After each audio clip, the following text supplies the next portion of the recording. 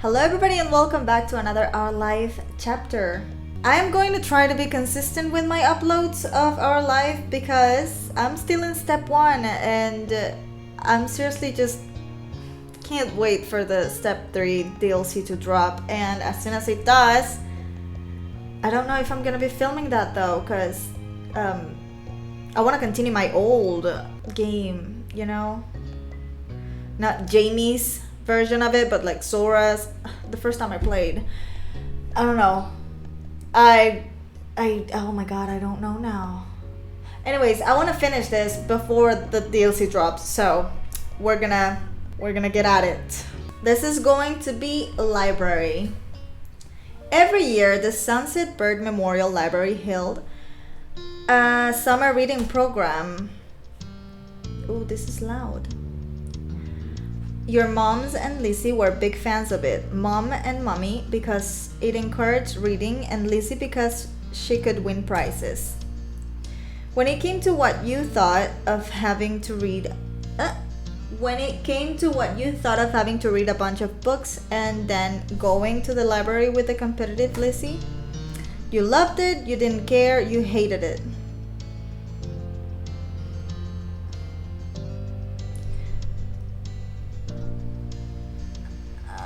I like reading, but I don't like competitions because I hate losing and I'm not very competitive. Like, I don't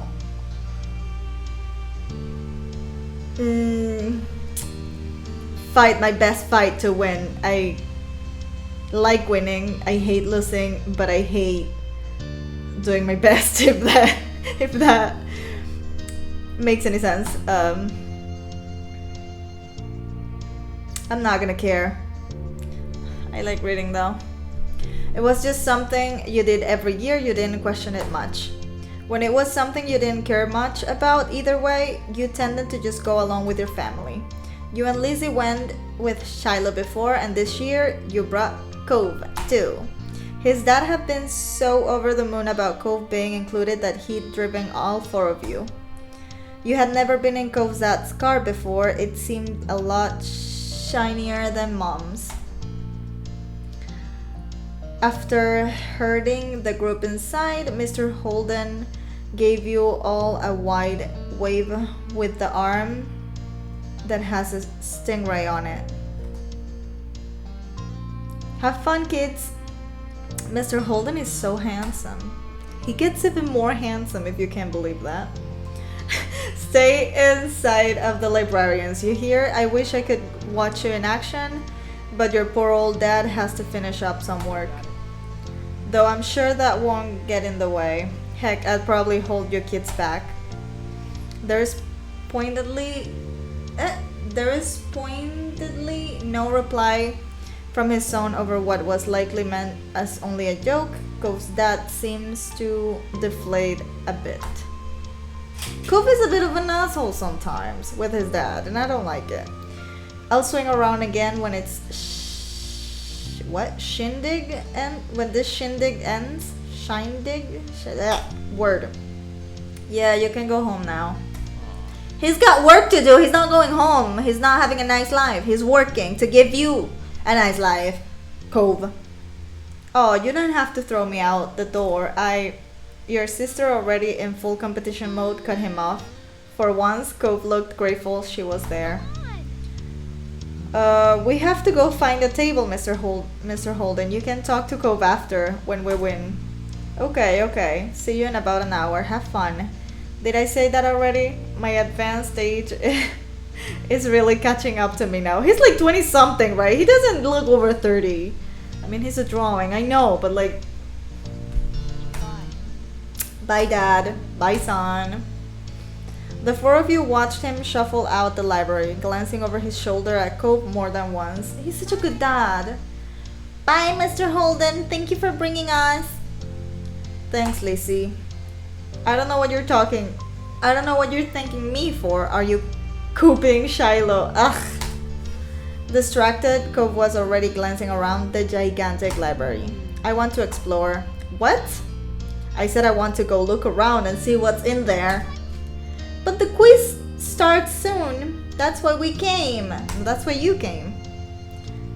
Right at the first signs of conflict, Shiloh's eyes darted between Lizzie and Cove.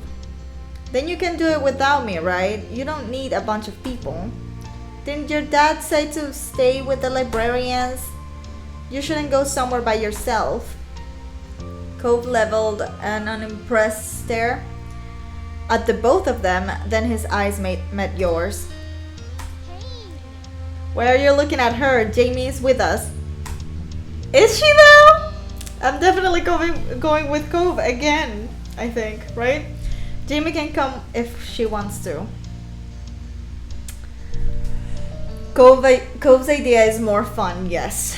I'll stick with Lizzie. I'd rather go exploring. The quiz sounds better. Go over to Cove. Stay next to Lizzie. And just go over to Cove. You walked over to Cove, averting your eyes from Lizzie. Seriously? Cove looked surprised but happy at the same time. If you were going to be honest with yourself, it wasn't like you to outright do something you knew Lizzie would be mad about. Ugh, fine, let's go, Shiloh. Good luck! Her arms folded, your sister stormed off. Shiloh had to race to keep up with her. She cares a lot about that. Shiloh looks like a chihuahua trying to keep up with a horse. You couldn't help but laugh. Since you've been here a lot before, we could play hide and seek. That's not exploring though. Hide and seek, that's not exploring.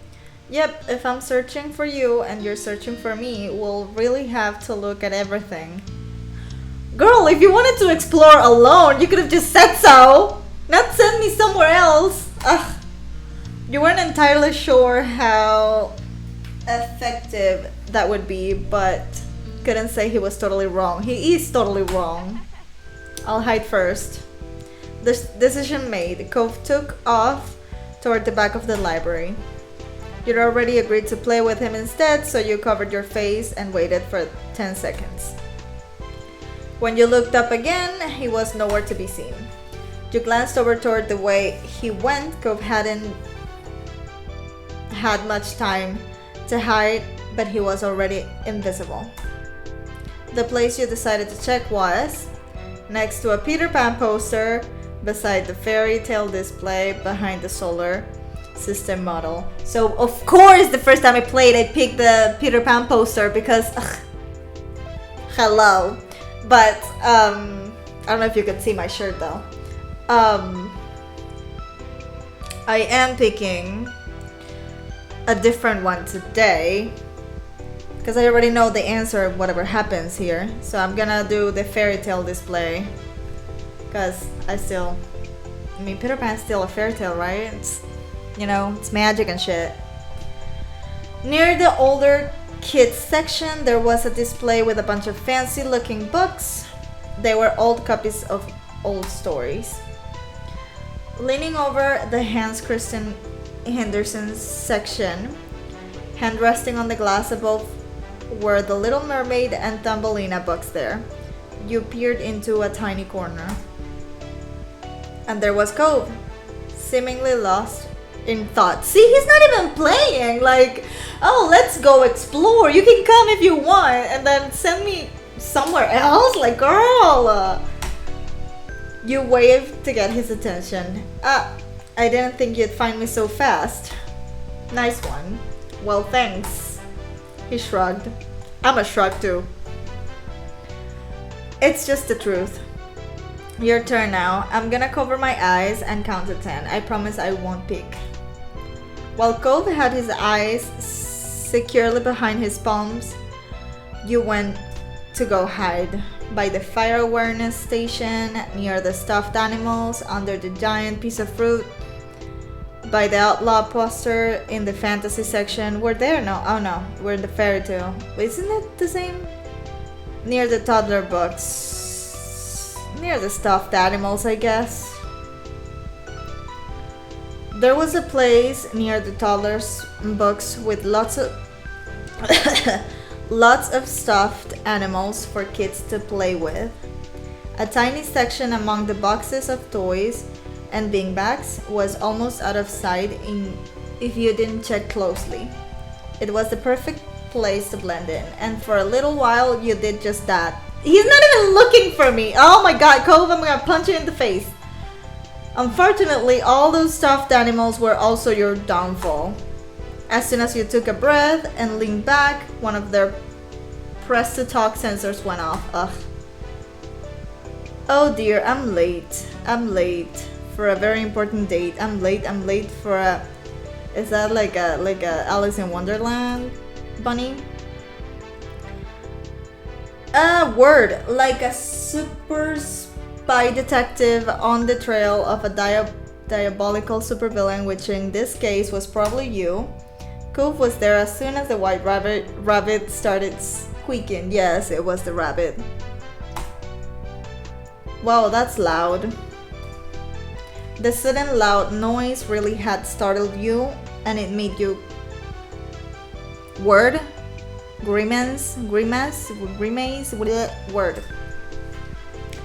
But Cove made a... What the fuck are these words? But Cove made a wincing face back at you, clearly understanding. He wiggled in his spot far from the rabbit and gestured to the rest of the library. It's my turn again. Start counting so I can go pick a spot. Okay. Cove darted off before you even had the chance to fully close your eyes. 1 Mississippi. When the time was up, he was long gone again. There were still a lot of good places to hide, so you figured he was. And the old Christmas stuff next to the Kid Detective poster. Willy Wonka statues. I like Willy Wonka, so we're gonna go with Willy Wonka. He must be next to all the Willy Wonka statues, you thought. And you were right. Cove was standing there looking at them. You must have missed him in the crowd at first sight. But he wasn't really hiding at all. He's not even playing! Oh, hey! These are creepy. The statues were made of brass. Lacey had told you once. Apparently, they were all kids that had gone to Willy Wonka's chocolate factory. Charlie Bucket, Augustus Gloop, Veruca Salt. I was gonna hide here, but they're too weird. Let's keep playing. I can still win. You're not even playing! He put his hands over his eyes, but before you could run off again, a librarian approached the two of you. Kids, I've been looking for you. Cove picked between his fingers at the stranger. Us? You must be Cove. Your dad told me he was waiting by the entrance.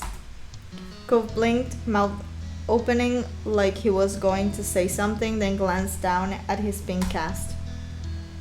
It was a pretty clear giveaway. Sure. Is my sister Lizzie with him? She's taller than us and has orange hair. You're Jamie, right? You nodded. Phew, I found both of you at once while they were together. That's right, she's with him. And the little guy with freckles. Shiloh's so cute. Come on, let's go get you reunited so we can close up for the night. Ready to go home, you and Cove followed him up front, where the ragtag group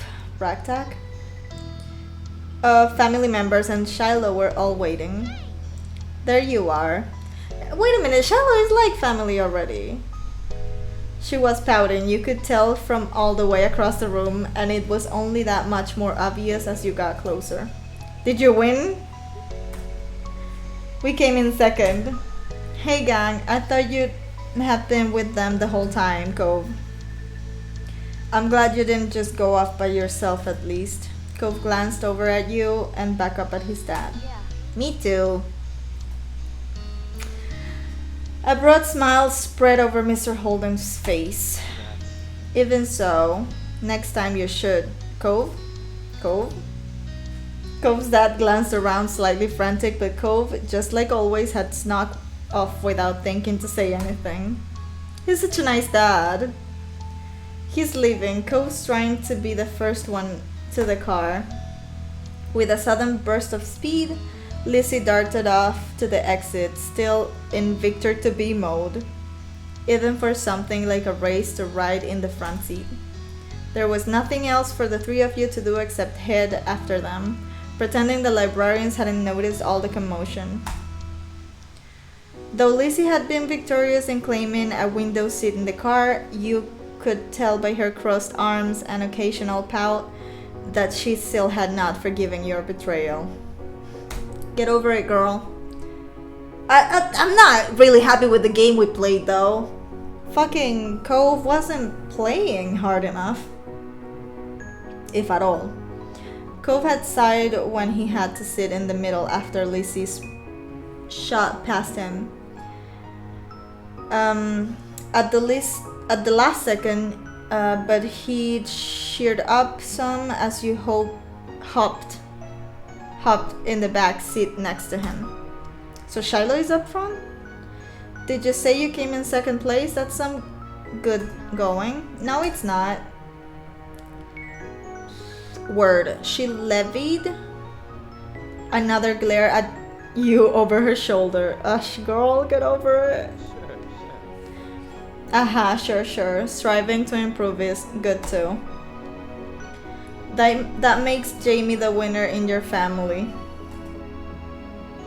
You wriggled in your seat, hiding a smile behind your hand.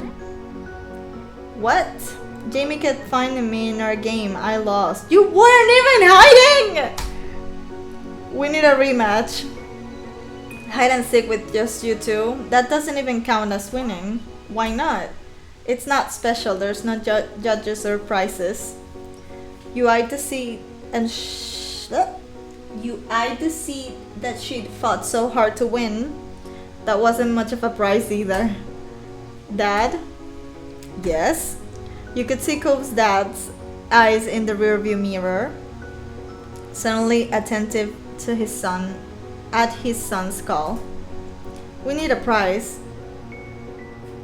As a matter of fact, Mr. Holden focused intently on the road ahead, as though a suitable reward to please Cove might appear before him. Right, the big thing on the flyer for this was the chance to get a free pizza coupon, wasn't it? How about I call up a takeout place and we can have pizza at home for dinner? Lizzie huffed, pulling her arms closer to her chest. Is Mom even gonna let you take a pizza from Mr. Holden? We'll see, I'll ask her. I'll talk to all of your moms about this. Pleased, you smiled as you stared out the window at the scenery whizzing by. Thank you, Mr. Holden. Thanks, Dad. You're welcome. I do what I can. He does a lot! Single dad, single working dad, raising a little asshole.